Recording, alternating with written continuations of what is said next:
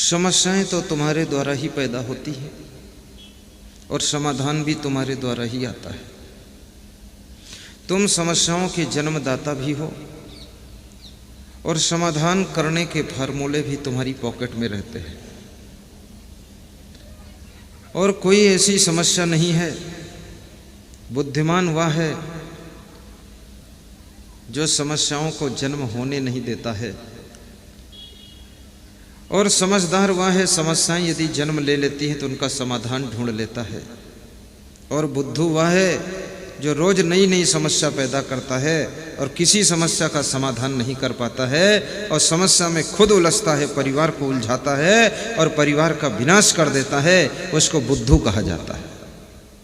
बुद्धिमान बनो, रोज रोज समस्याओं को जन्म मत दो।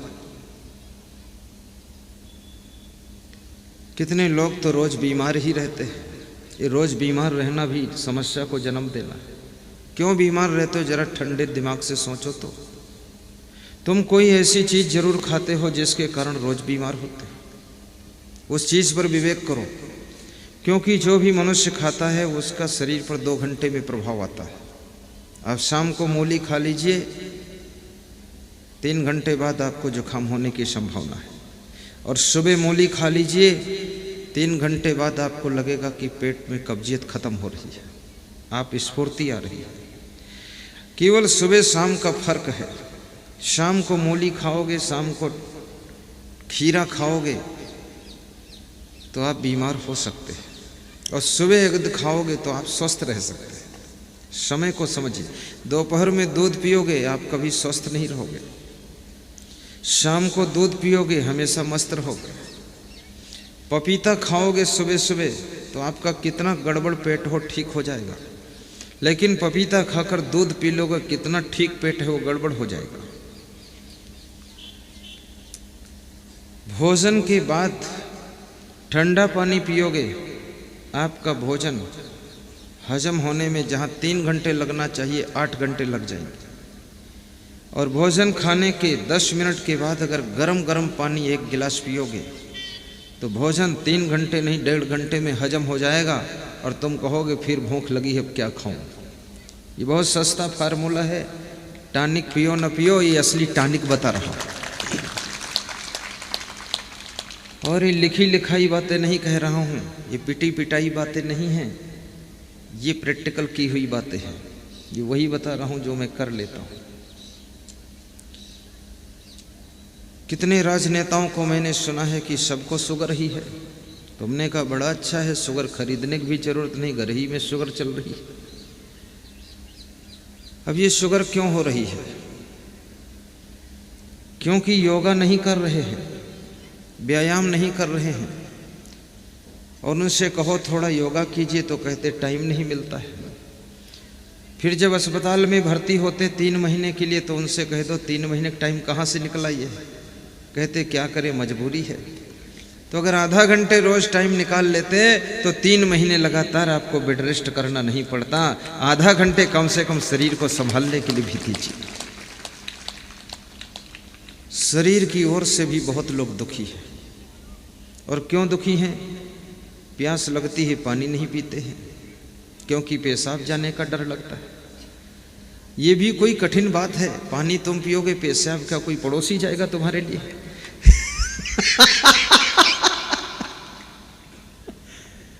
अब ये डर लग रहा है।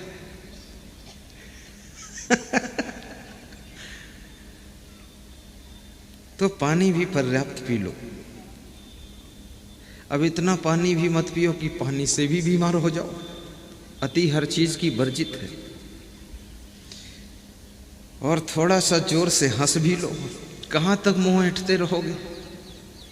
कहाँ तक परेशान रहोगे? तुम्हारी टेंशन से ना तो परिवार में कोई सदस्य सुधरा है, ना पड़ोसी में कोई परिवर्तन आया है, ना तुम्हारे जमाई कंवर साहब कुछ बदले हैं। सब नालायक एक जैसे ही है। और तुम इनके बीच में खाम खा हैरान होकर बीमार हो जाओगे। इसलिए ताली बजाओ और ठहाका मार कर हंसो। हाँ, भगवान कृष्ण का परिवार पूरा नहीं सुधरा था, उसमें बहुत धुरंधर नालायक भरे थे, ड्रिंक करते थे। तो भगवान कृष्ण हंसते थे कि चलो नालायकों का राजा हूं मैं। भगवान का परिवार नहीं पूरा सुधर पाया तो तुम्हारा सब कैसे कंप्लीट हो पाएगा। और परिवार यदि पूरा अच्छा हो जाए आपका, तो ये समझ लो कि आपके कई जन्मों के प्रबल पुण्य हैं, और ये जन्म भी आपका बहुत पुण्य कार्यों में लगा हुआ है। इसलिए परिवार का बच्चा बच्चा, बूढ़ा बूढ़ा, जवान जवान, हर नर नारी सब ठीक कंप्लीट है। और जिसका परिवार पूरा कंप्लीट उसको मिल गया है, वो बहुत ही सौभाग्यशाली आत्मा है। इसके लिए बहुत पुण्य करना पड़ेगा, खूब सत्संग सुनना पड़ेगा, परिवार को सत्संग से जोड़ना पड़ेगा, क्योंकि परिवार को सुधारने वाला केवल सत्संग है। और सत्संग से बहुत दूर रहते हैं लोग। कितने लोगों को सत्संग में बड़ा खतरा दिखाई देता है, और कितने लोग तो ये सोचते हैं कि सत्संग ये फालतू काम है, न जाने कहाँ से महात्मा ढूंढ लाते, अजनास वाले पागल लोग हैं। एक महात्मा मर जाता तो दूसरा ढूंढ लाते हैं। अब देखो असंग साहिब चक्कर में फंसे हैं लोग, ऐसे लोग बोलते रहते हैं। अब उनको ये पता नहीं, चलो ये असंग साहिब के चक्कर में फंस गए, असंग देव के चक्कर में फंस गए, लेकिन तुम क्या चक्कर से बचे हो? तुम तो दारू के चक्कर में हो, मछली के चक्कर में हो, तुम मेढक के चक्कर में हो, तुम सुअर के चक्कर में हो, गधा के चक्कर में फंसे हो, तुम वेश्याओं के चक्कर में फंसे हो, बीड़ी सिगरेट चक्कर, तुम्हारे पर चक्कर पे चक्कर पे चक्कर लगा हुआ, इतना चक्कर है कि चक्कर पार भी नहीं कर पाओगे। ये तो ऐसे गुरु के चक्कर में है जो गुरु दुनिया का सारा चक्कर खत्म कर देगा, उसके चक्कर में है ये।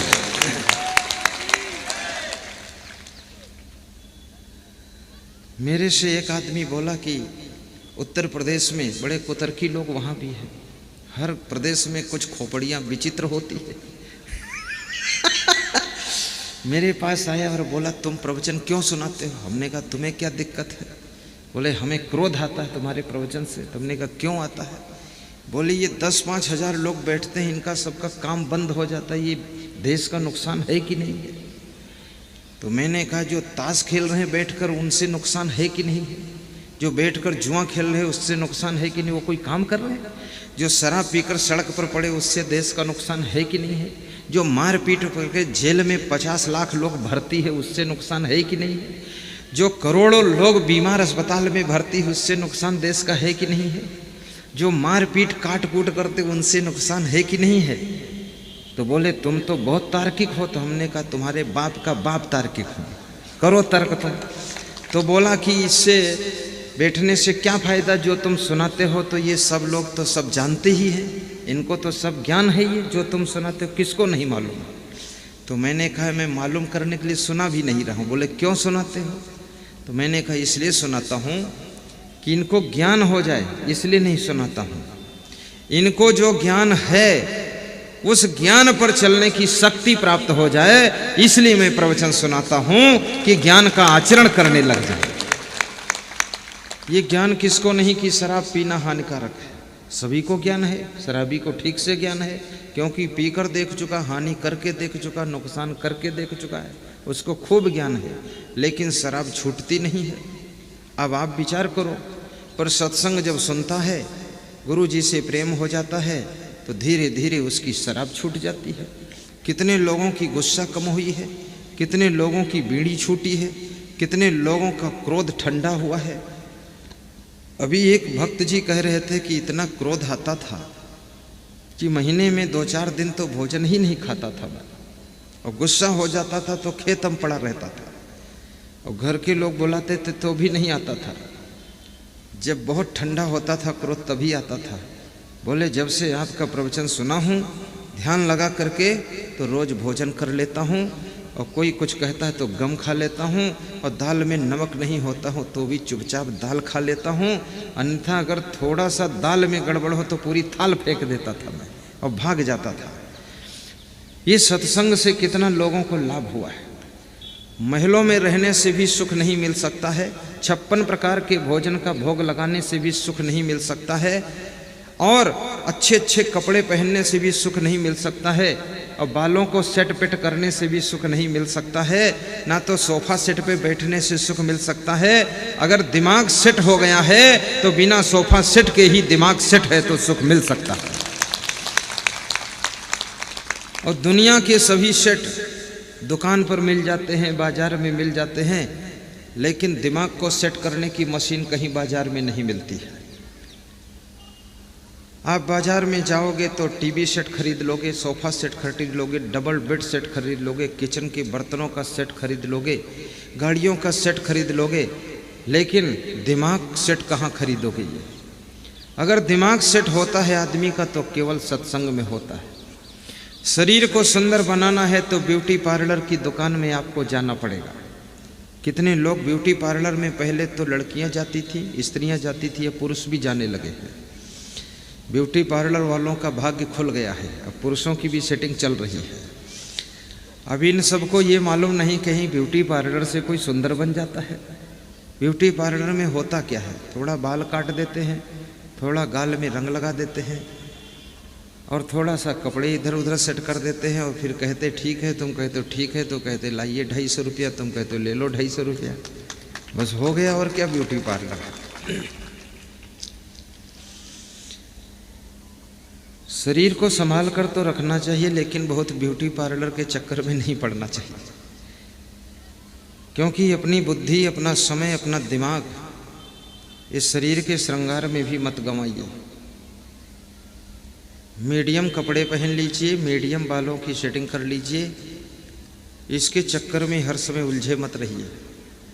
आप अपनी बुद्धि का सदुपयोग कीजिए, समय का सदुपयोग कीजिए, आगे बढ़ने की फिक्र कीजिए। एग्ज़ाम में अच्छे अंक आने चाहिए, उसकी फिक्र करो। विद्यार्थियों के लिए सबसे बड़ी चुनौती है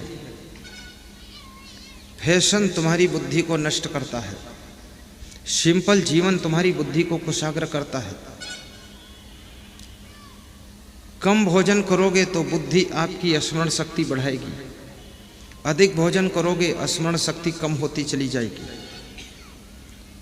जल्दी जल्दी भोजन करोगे तो आपका स्वभाव चिड़चिड़ा हो जाएगा। प्रेम से चबा चबा कर भोजन करोगे, आपका स्वभाव शांत रहेगा। और बहुत देर तक भोजन खाओगे तो आपकी दांत पीसने की आदत हो जाएगी, फिर बहुत गुस्सा आएगी। ये सब पहचान है। और किसी के बहकाव में आओगे तो पूरी जिंदगी बर्बाद हो जाएगी। कैकेयी मंथरा के बहकाव में आ गई थी तो विधवा होकर के जीना पड़ा था। बहकाने वाली मंथराओं की कमी नहीं है, एक एक गांव में 50-50 मंथराएं घूम रही हैं। और मंथरा तो है ही लेडीज में, लेकिन पुरुषों में भी मंथरा है, इसमें कम मंथरा नहीं है। तुम्हारे रिश्तेदारों में भी मंथरा छिपी रहती है। आएंगे तुम्हारे घर में रिश्ता निभाने और किसी के चाबी फिट कर देंगे दिमाग में, पूरा परिवार डिस्टर्ब होना शुरू हो जाएगा। और बहकावे में आने वाले बहुत कम समझ के लोग होते हैं। स्वयं के विवेक से काम कीजिए। आप कोई जानवर थोड़े ही है, आपके पास विवेक होना चाहिए। भाई भाई से प्रेम रखिए, देवरानी जेठानी से गम खाकर रहिए। सासू और बहू के बीच में सहेली का भाव रखिए, माँ बेटी का भाव रखिए। पिता पुत्र के बीच में दोस्ताना जैसा भाव रखिए। पूरे परिवार को जोड़ने के लिए मेहनत खूब कीजिए, परिश्रम कीजिए। सत्संग के लिए समय भी निकालिए। 10% अपना धन सत्संग में लगाइए, 10% समय भी लगाइए, 10% श्रमदान भी सत्संग के लिए कीजिए और 10% अपनी बुद्धि भी सत्संग में लगाइए, क्योंकि सत्संग से ही पूरे परिवार को सद्बुद्धि मिलेगी। जिनका परिवार सत्संग से वंचित है, जिनके परिवार में, कितने घरों में सुना जाता है कि टीवी में जब सत्संग आता है 9 बजे रात को, बहुत से लोगों ने हमको बताया है,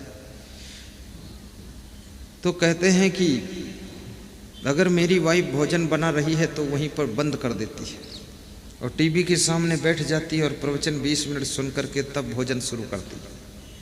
और कितने लोगों ने यहाँ तक बताया है कि अगर भोजन खाने में जा रहा हूँ 9 बज गया तो रोक देता हूँ, कहता हूँ पहले प्रवचन सुनो। याद रखना, एक मीटिंग भोजन नहीं खाओगे तो भी जिंदा रहोगे, मरोगे नहीं।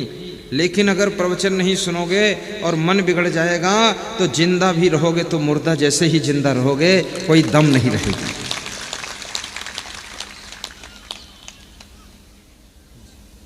महात्मा विदुर कहते हैं कि हे धृतराष्ट्र,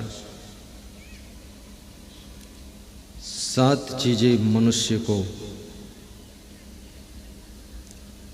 लक्ष्मी प्रदान कराती है। धृति, शमो दमः शौचम, कारुण्यम वाग निष्ठुरः, मित्राणाम च अनभियद्रोहः, सप्तैतः समिधि श्रियः। 7 चीजें ध्यान से सुनना।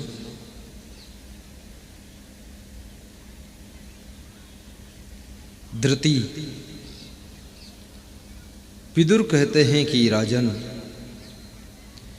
जिसके पास में धैर्य है, जिसके दिल में धीरज है, जिसके मन में तसल्ली है, जिसके चित्त में सब्र है,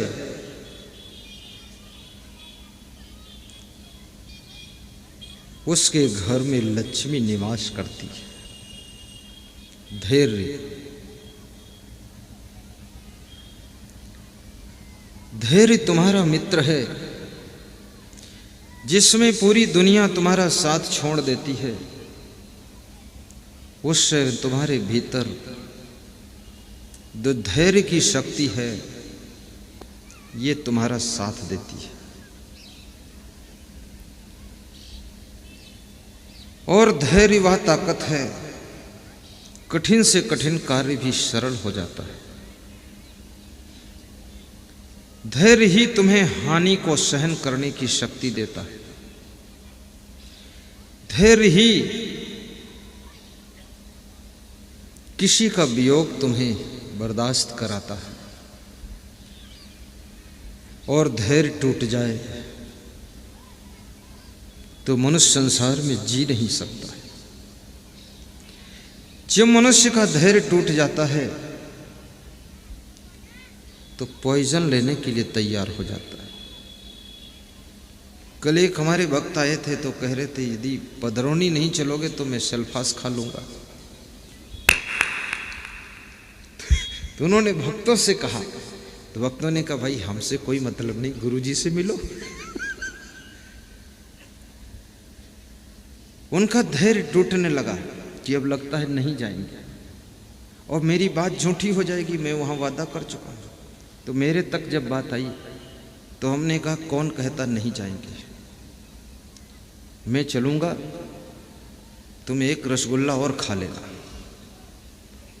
इतना धैर्य को तोड़ो मत। मैं पूरी रात जाग लूंगा, मेहनत कर लूंगा, लेकिन आपकी बात को रख लूंगा। और फिर मैं गया और 1 बजे रात को फिर सो पाया, क्योंकि भक्त की बात को रखना संत का काम है और संत के लक्ष्य को पूरा करना ये आप जैसे भक्तों का काम है। और मेरा लक्ष्य तो 2 ही है, आत्म कल्याण और समाज कल्याण। तीसरा कोई लक्ष्य ही नहीं। कि समाज के लोगों के जन जन के दिलों में ज्ञान की ज्योति जल जाए, अज्ञान का अंधेरा दूर हो जाए, व्यसन विलास में डूबे हुए लोग संयम नियम से रहने लगे, शाकाहारी जीवन बन जाए, लोगों का क्रोध शांत हो जाए, लोभ लालच जो अंदर भरा है वो भी दूर हो जाए, अभिमान के टुकड़े टुकड़े हो जाएं, जिंदगी में नम्रता की नदी बहने लग जाए और वासना उपासना में बदल जाए और मनुष्य की जवानी समाज सुधार में लग जाए, यही मेरा उद्देश्य है। और यही मैं आपसे भी चाहता हूं कि तुम मेरे प्रचारक भक्त बनो। तो सबसे पहला गुण, जो लोग चाहते हैं कि हमारे घर में लक्ष्मी निवास करे, तो अपने भीतर धैर्य को उत्पन्न कीजिए।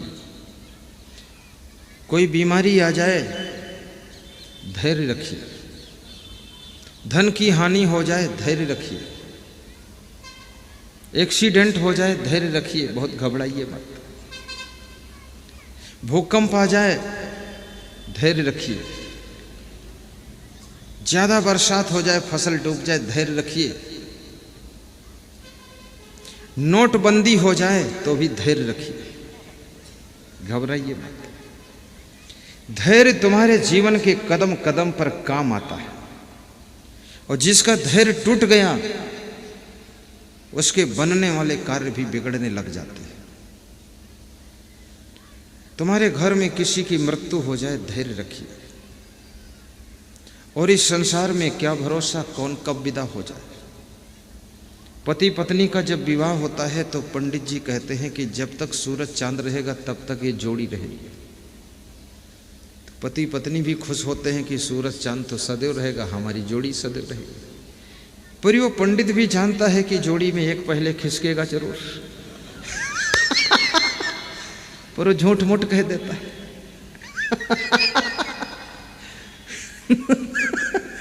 और जिनकी जोड़ी में एक खिसक गया, अब हाय तौबा हो गया। जन्म साथ नहीं हुआ है तो मृत्यु साथ होना कठिन है, और जिसका जन्म हुआ है उसकी मृत्यु होना निश्चित है। और मिलन के पीछे वियोग छिपा हुआ है। और ये भी याद रखना, ये मृत्यु लोक है, ये अमर लोक नहीं है। चाहे मृत्युंजय मंत्र पढ़ो, चाहे महामृत्युंजय मंत्र पढ़वाइए, मृत्युंजय मंत्र की रचना करने वाले भी मर गए, और मृत्युंजय मंत्र बोलने वाले मिल गए, और जिनके लिए मृत्युंजय मंत्र पढ़ा गया वो भी मर गए, और जिन्होंने पढ़वाया वो भी मर गए। ये झूठा मंत्र है, इसके चक्कर में मत पड़ो। क्योंकि भगवान राम का शरीर नहीं रहा हमेशा, भगवान कृष्ण का शरीर नहीं रहा, कबीर का शरीर नहीं रहा। ये प्रकृति के नियम को कोई तोड़ नहीं सकता है, इसके अंदर सबको गुजरना पड़ता है।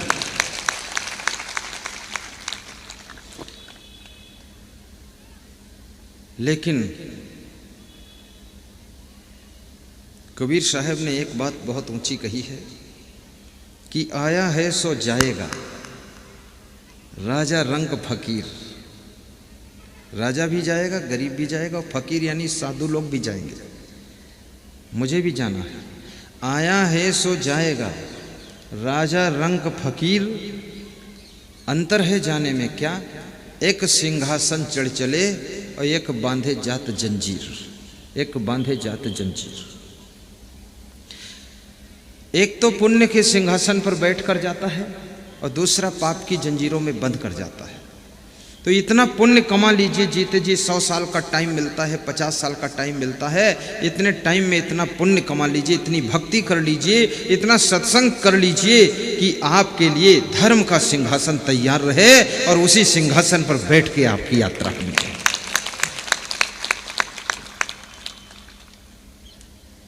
पाप की जंजीरों में बंद करना जाना पड़े।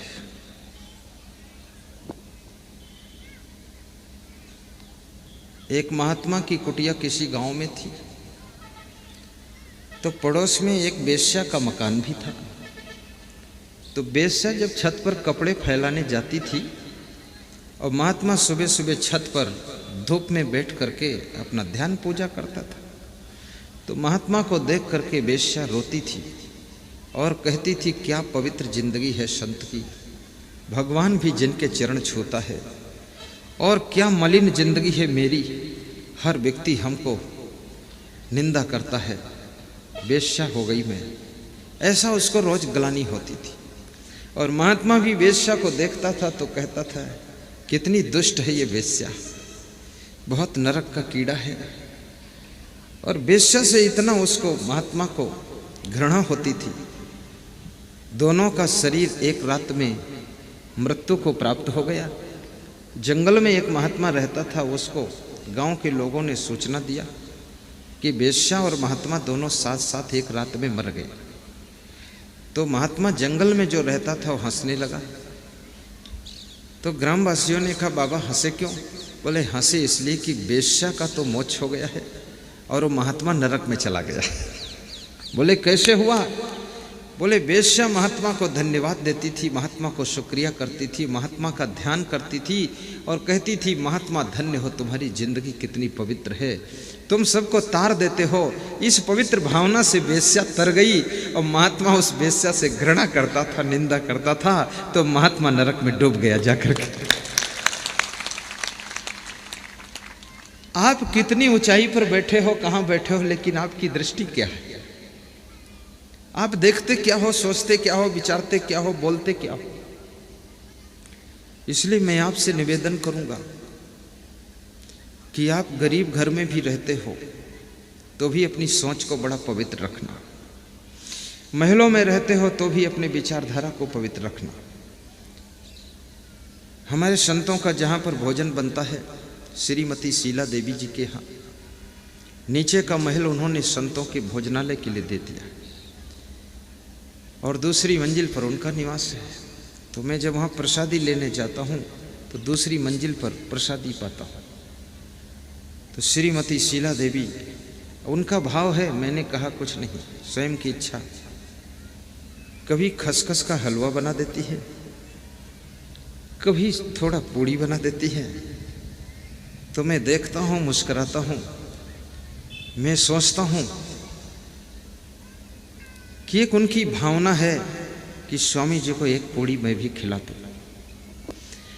और भावना भी फल देती है, भावना का फल निष्फल नहीं होता है। उसी बीच में कहीं मेहंदुल के श्री दुर्गा सिंह की वाइफ माया देवी, उनकी भी इच्छा होती हम खीर बना कर ले जाएं, दे दें, सब संत थोड़ा थोड़ा खा ले।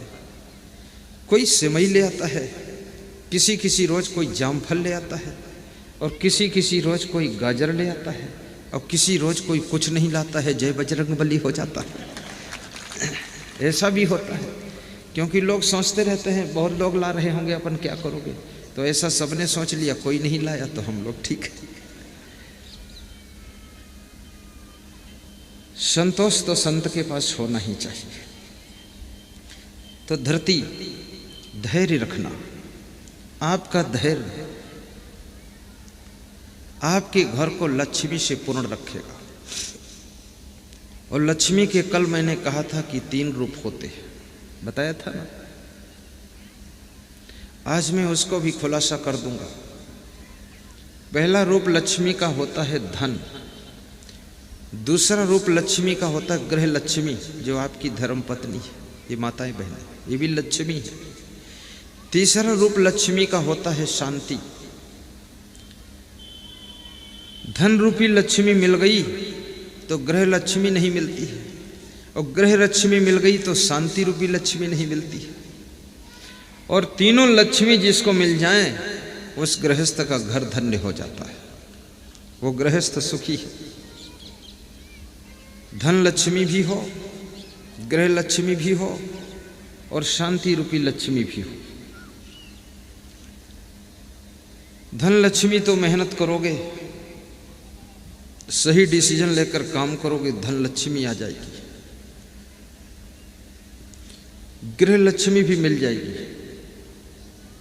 कितने लोगों को गृह लक्ष्मी नहीं भी मिलती, बड़ा प्रयास करते, विवाह ही नहीं होता है, कोई करने वाला ही नहीं है, कहते उम्र हो गई 29 साल। मेरे से भी आशीर्वाद मांगते, तुम ही कुछ कर दो जंतर मंतर, मेरा विवाह हो जाए। मैंने कहा तो मेरे पास मत आओ। बोले तो किसके पास जाऊं? मैंने कहा कृष्ण भगवान के पास जाओ, उनका ध्यान लगाओ। बोले उनसे क्या होगा? हमने कहा 16,108 रानियाँ थी, तो 1-2 का सिस्टम तेरे लिए बनाएंगे वो कुछ, पर हम लोग तो रानी वानी वाले हैं नहीं। तो बोले अरे मैं तो आपको ही मानता हूँ, आप कुछ करो। तो मैं एक फूल उठा कर दे देता हूँ अपने मन से और मंत्र पढ़ देता हूँ कि ले जाओ फूल लेकर के ढूंढना जाकर शादी। 3 महीने बाद फोन आता है कि मिल गई गृह लक्ष्मी गुरुदेव। तो मैंने कहा कुछ दान वान करो। तो कहते गरीब आदमी हो, क्या दूंगा आपको। तो मैंने कहा मेरा ही घाटा हुआ, फायदा उठा लिया। गुरु से कुछ फायदा हो तो गुरु को दानवान भी करना चाहिए, लेकिन लोग फायदा भी ले लेते हैं, उसके बाद दानवान कुछ नहीं करते। कितने लोग बच्चे के लिए हमारे पास आते हैं कि बच्चे नहीं हो रहे, तो उनको सेव फल मंत्र पढ़ के दे देता हूं। अब इसका अर्थ ये नहीं कि सब लोग लाइन लगा दो। यहाँ ज्यादा आशीर्वाद बांटने से आशीर्वाद का पावर भी खत्म हो जाता है। ये अंधाधुंध वाला काम नहीं है, ये संभल कर काम करना पड़ता। तो कम से कम 1-2 हजार लोगों के बच्चे हो गए, उसमें केवल 2 आदमियों ने दान दिया, बाकी लोगों ने हाथ जोड़ दिया, कहा गुरुदेव कुछ है नहीं। तो हमने कहा कोई बात नहीं, 20 साल बाद बच्चा वापस चला जाएगा, समझ लेना। बोले गुरुदेव दे दूंगा, तब तक फिर कुछ मेरे को कुछ मत दो, लेकिन धर्म प्रचार के लिए दान करना चाहिए। आज अगर टीवी चैनल में प्रवचन ना आता तो शायद आप लोगों से मेरा परिचय भी नहीं हो पाता। और टीवी चैनल के प्रवचन में आज तक 1.5 करोड़ की फीस जा चुकी है। कितनी? 1.5 करोड़। और ये 1.5 करोड़ अगर तुम लोग दान ना देते तो फीस हम कहाँ से देते? क्योंकि मैं खेती बाड़ी बिजनेस सर्विस कुछ करता नहीं हूँ, सत्संग ही करता हूँ। तो आपके दान से ही वो 1.5 करोड़ फीस जमा हुई है 6 साल में, और उससे प्रवचन सुना है 30 करोड़ लोगों ने।